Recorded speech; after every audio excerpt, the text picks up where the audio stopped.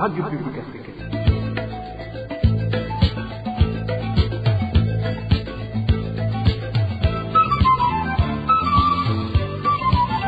Radio Publique Africaine.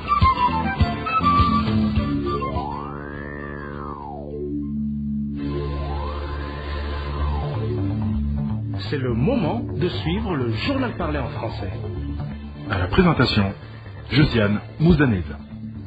Au sommaire de cette édition, les autorités administratives et policières qui protègent les commerçants qui s'adonnent à la spéculation de certains produits, spécialement des boissons brun-roudy, vont désormais en répandre. C'est du moins ce qu'a déclaré ce jeudi le ministre de l'Intérieur, qui a également mis en garde les autorités qui facilitent les fraudes dans leur zone.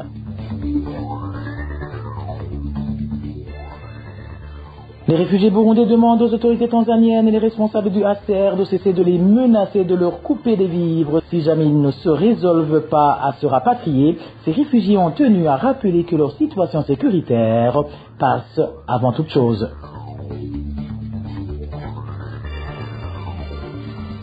Gitega est appelé à passer à l'action et à sévir auprès des administratifs coupables de détournement de fonds. C'est du moins la réaction de l'Olicom par rapport aux collectes mobilisées pour la construction du stade olympique de la province de Ngaro. Voilà pour les grandes articulations. Bien le bonsoir à vous, mesdames et messieurs. Tout de suite, le développement de ces titres.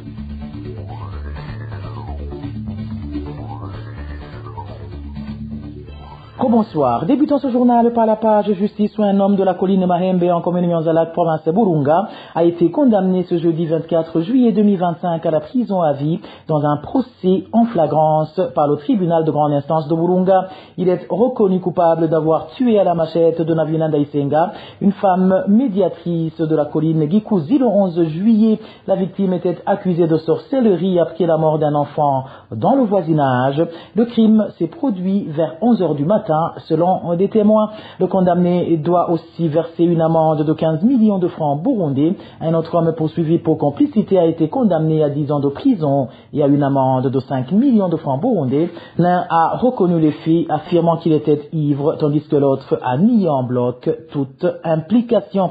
De la justice, parlons droits de l'homme, où entre novembre 2023 et juin 2025, 65 personnes ont été portées disparues, 135 arrêtées de manière arbitraire et 28 victimes de torture selon un rapport publié par l'organisation SOS Torture Burundi engagée dans la défense des droits humains. Ce rapport a été rendu public à l'occasion de la Journée internationale de soutien aux victimes de la torture, célébrée chaque année le 26 juin. Bella Gloria Kinore a lancé un appel pressant aux autorités pour que les droits humains soient pleinement protégés et respectés. Suivez Bella Gloria Kinore, il est chargé de la communication à SOS Torture Burundi. À la suite de la commémoration de la Journée internationale pour le soutien aux victimes de la torture, SOS Torture Burundi a publié ce vendredi un bulletin spécial mettant en lumière la situation alarmante des droits humains au Burundi malgré les engagements pris par le pays. Le bulletin rappelle que le Burundi est parti à la Convention contre la torture depuis 1993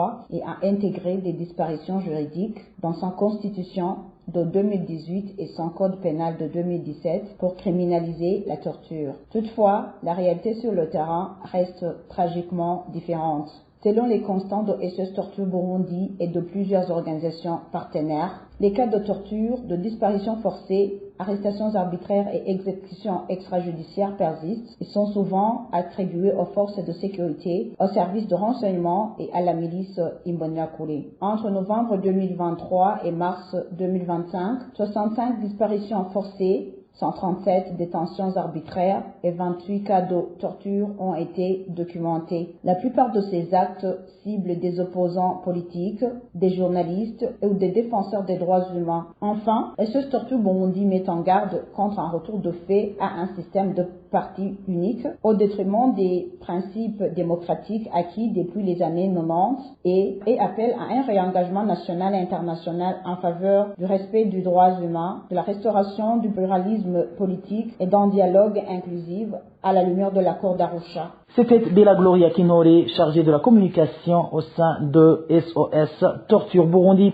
Droits de l'homme toujours, la haine, l'intolérance et l'appartenance politique divergentes sont les principales causes des assassinats devenus fréquents ces derniers temps au Burundi. C'est ce qu'a déclaré Paul Munzimana, enseignant universitaire spécialisé en sociologie, à la suite des récents meurtres enregistrés à Nyabiraba, Mabayi et Chibitoke. Les victimes ont été accusées de sorcellerie, une justification qu'il rejette fermement. Selon lui, il est urgent de changer de mentalité et de permettre à la justice de faire correctement son travail. Suivez le sociologue Paul Munzimana. Je pense que, disons, ces meurtres sont liés à toute une série de choses, notamment, par exemple, il y a le phénomène de jalousie. Par exemple, on s'en prend à des gens qui, par exemple, réussissent dans la société, d'une manière générale. Il y a aussi le problème qui se trouve directement lié à l'accusation de sorcellerie. Évidemment, ceci se trouve directement lié au phénomène d'obscurantisme qui déchire la société. Et il y a aussi le problème qui est directement lié à l'appartenance politique différente. Évidemment, les causes du phénomène dans l'ensemble, c'est que la société burundaise se trouve confrontée, disons, à une misère sans précédent. Les populations sont extrêmement pauvres, un pays où vous avez des pénuries de produits de première nécessité, pénuries de carburant, etc., etc. Il y a aussi dans ces sociétés la perte de valeurs morales et sociales. Donc, il y a, disons, un phénomène qui tend à ne plus considérer la valeur de la personne humaine. Donc, dans l'ensemble, il s'agit en fait de phénomènes qui s'observent dans une société en décomposition. Donc, que faire? Bien entendu, comme la société est en voie de dislocation, bien entendu, la question qui se pose dès le départ, c'est la nécessité d'inverser le cours. Inverser le cours, c'est-à-dire que, premièrement, il faut restaurer la justice. Deuxièmement, il faut réhabiliter, disons, les systèmes sociaux, les programmes sociaux comme l'éducation et la santé. Troisièmement, il faut absolument des mesures énergiques de combat contre la pauvreté. Notamment, il y a à approvisionner le pays en carburant. Ensuite, il y a la question de la nécessité de l'annulation des mesures de hausse des prix, de hausse des taxes, de création de nouvelles taxes. Il se pose la nécessité de l'augmentation généralisée des salaires indexés au coût de la vie. Il se pose de manière urgente la mise en œuvre d'un vaste programme de travaux publics pour enrayer le chômage, donc dans différents secteurs, que ce soit au niveau de l'agriculture, au niveau des infrastructures, au niveau de l'industrie. Il se pose aussi la nécessité de la nationalisation des richesses du pays, notamment par exemple au niveau du secteur minier, pour que les richesses du pays reviennent aux Burundais et non aux multinationales. Et quatrièmement, enfin, il se pose la nécessité de l'instauration des libertés démocratiques. Je vous le disais en titre, le ministre de l'Intérieur, de la Sécurité publique et du Développement communautaire met en garde les responsables de la police et de l'administration dans la région Est qui favorisent la fraude dans leurs zones respectives. Au cours d'une réunion tenue ce jeudi avec les officiels de la police judiciaire dans cette région, le ministre Martin Niteletse a fait savoir que les autorités qui assistent à cette fraude sans agir en paieront le prix. Suivez le ministre ayant l'intérieur dans ses attributions, Martin Niteletse. Il y a de la fraude sur les produits d'exportation et pour que cette fraude ait lieu, c'est que sur les collines où elle s'opère, les responsables administratifs et policiers en sont au courant. Consultez-vous les commissaires communaux et les chefs de poste. Travaillez en collaboration. Vous les commissaires des communes de Gisagara et Michiha, soyez vigilants. Si vous n'arrêtez pas cette fraude en cours et que vous l'assistiez comme si c'était un match de football, sachez désormais que les auteurs ne seront plus simplement mités. Ils seront plutôt sanctionnés sévèrement et mis hors d'état de nuire. En ce qui concerne les commerçants qui ne respectent pas les prix officiels sur différents produits, le ministre Niteletse explique que ces vendeurs seront arrêtés et leurs produits saisis. Il précise que là aussi, les autorités administratives et policières complices ne seront pas épargnées. Suivez encore une fois le ministre Martin Niteletse. Concernant ceux qui font de la spéculation sur les produits Brarudi, le sucre, le ciment de Buseko et d'autres produits dont les prix sont connus seront tous arrêtés et leurs marchandises saisies et mises en vente aux enchères par le parquet. L'argent issu de cette vente sera versé au trésor public. Les autres arrêtés, ces commerçants, le chef de colline, le chef de la cellule et l'officier de la police judiciaire, parrain de cette colline qui n'auront pas dénoncé ces infractions à temps seront également poursuivis. Ils seront taxés de complices et traités comme des malfaiteurs qui partagent un même crime. Gouvernance toujours. L'OLICOM lance un appel au gouvernement pour qu'il suive de près la destination des fonds collectés par les autorités administratives auprès des habitants de la province Ngaro et destinés à la construction d'un stade olympique de la place, des fonds qui ont disparu sans laisser de traces. Suivez Alexis Nimona, porte-parole de l'Observatoire de lutte contre la corruption et les malversations économiques, OLICOM en sigle. Au sein de l'OLICOM, nous avons des informations relatives au projet de construction du stade olympique de Moire. Les mêmes informations nous indiquent que les activités de construction de ce stade n'ont pas avancé et qu'elles seraient arrêtées à l'étape de la bourre de l'espace qui abriterait ce stade. Cela était alors que l'administration provinciale avait collecté les moyens financiers nécessaires et qu'une partie de ces moyens est venue des poches des habitants de cette localité. Personne ne sait où est allé l'argent des habitats collectés par les responsables administratifs. L'OLICOM demande aux institutions publiques ayant dans leurs attributions le contrôle de l'action gouvernementale et la lutte contre le détournement de fonds de suivre dans les meilleurs délais cette question afin de prévenir le détournement des fonds des citoyens qui étaient destinés à la construction de ce bien public. Les responsables administratifs qui ont collecté cet argent de la population doivent expliquer au public où se trouve cet argent car cela est dans leur redevabilité. Le gouvernement doit faire attention pour cette période de fait de mandat pour certaines autorités car ils peuvent partir avec des fonds publics.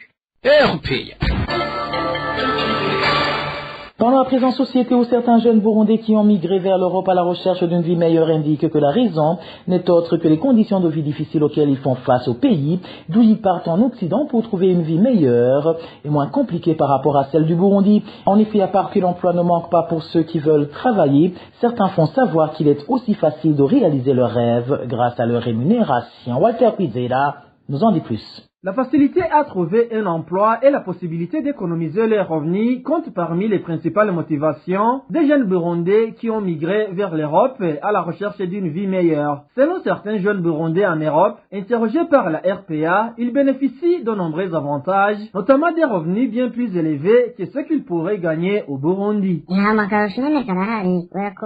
L'avantage est évident ici et il y en a beaucoup. D'abord, les jeunes qui veulent travailler et qui sont venus avec un objectif trop facilement un emploi et gagnent beaucoup d'argent. Les jeunes ici sont également satisfaits de leurs revenus car ils gagnent bien plus qu'au Burundi. Lorsqu'ils travaillent légalement, ils gagnent même plus que certains députés Burundi. C'est ce qui est très important ici.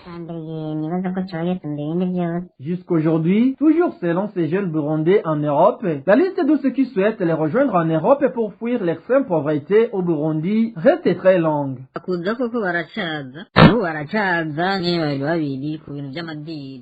D'autres continuent de venir en Europe, même ceux qui sont déjà ici et ceux qui sont au Burundi, à les rejoindre. En réalité, ici en Europe, il y a beaucoup d'avantages pour ceux qui ont le courage de travailler. Le problème serait lorsqu'on a des ennuis et qu'on doit payer des amendes. De plus, quand tu gères bien tes revenus, tu peux économiser entre 1000 et 1500 euros par mois. Vous comprenez que cela équivaut à environ 10 millions de francs Burundi, une somme qu'on ne peut pas trouver au Burundi. Le seul souci, c'est que les loisirs ne sont pas comme au Burundi, où les jeunes avaient l'habitude de sortir tous les soirs. Ici, si tu veux gagner beaucoup d'argent, tu dois réduire les loisirs. Beaucoup de jeunes Burundais ont commencé à migrer massivement vers l'Europe à partir de 2015, après les élections présidentielles contestées et la crise politique qui a suivi au Burundi. Selon nos sources en Europe, la situation s'est aggravée en 2020, période durant laquelle la crise économique et le manque d'opportunités ont également contribué à cette vague migratoire, poussant ces jeunes à chercher un avenir meilleur jusqu'aujourd'hui. Merci à toi Walter Kwizera. Hors de nos frontières, les réfugiés burundais du camp de Nyarugusu situés en Tanzanie continuent de rappeler que sauver leur vie prime sur leur bien-être. Cela survient alors que le responsable du camp et certains employés d'organisations non gouvernementales les pressent de rentrer au Burundi, arguant qu'il n'y a plus d'aide disponible. Lors d'une réunion organisée cette semaine par ce responsable, une femme a rappelé que la raison de leur exil n'a rien à voir avec les biens matériels, mais plutôt l'insécurité. Suivez. Se précipiter pour aller retrouver nos richesses au Burundi n'a pas de sens. Nous les avons déjà abandonnées. Si à notre retour, nous les retrouvons, tant mieux. Sinon, ce n'est pas un problème de santé. Même à l'absence de vivres suffisants, notre priorité reste la sécurité. Même si l'on mange peu, on ne risque pas de souffrir pour cacher le corps. La sécurité seule peut suffire. Même avec des graines d'arachide, si l'on est en sécurité, on peut vivre et même prendre du poids.